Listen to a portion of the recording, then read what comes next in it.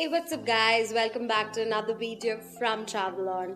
So I'm sure by now you people guessed what was I trying to say there. Yes, I was talking about the cars. So what about the cars? Well, I'm gonna be talking about road trips.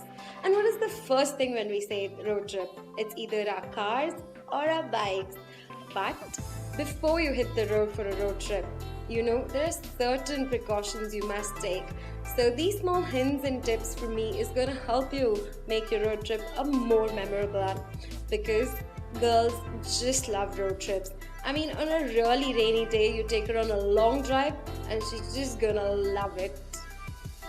So there's these certain checks you need to do before you go on a road trip. But these are not just for a road trip.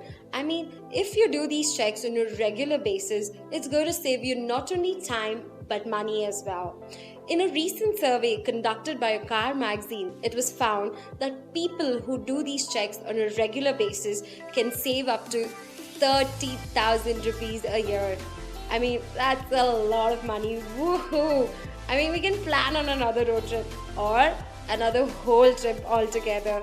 Isn't that exciting? So here are the 8 things that you should not miss when you take a road trip. So what is the first one on my list? It's the car headlights or the fog lamps. For this one, I would say it's a really important one and I would give it an asterisk. Why? Because say you're going on a long drive, like say a night drive, it's very important that you have a fully functional car headlights. It's not only a safety for you, but it's also an indication for an opponent driver when he's coming. So make sure you always check this. So what is the second one? It is engine oil. I would say this is like a foot to your heart. It's really important to make sure there's enough engine oil before you hit the roads. And why I say this is because if there's not enough oil in your engine, then your car would seize. So always do a check on this one. So the third one on my list is the engine temperature. Always make sure the temperature of your engine is either low or medium. Medium is still fine, but once you see the needle hitting the high, make sure you stop your car and let your car cool, and you can also take a break. So the fourth one on my list is the radiator coolant. This is in connection to your engine temperature. Make sure there's enough coolant in your car. This is going to help make the temperature of your engine stay quite cool and moderate, which is really safe for you. The fifth one is brakes. Please do not compromise on this one. So how do you check your brakes? Well, once you hit your leg on the brake pedal and once you're midway through, your car should come on a standstill. That means you have a good working condition brakes.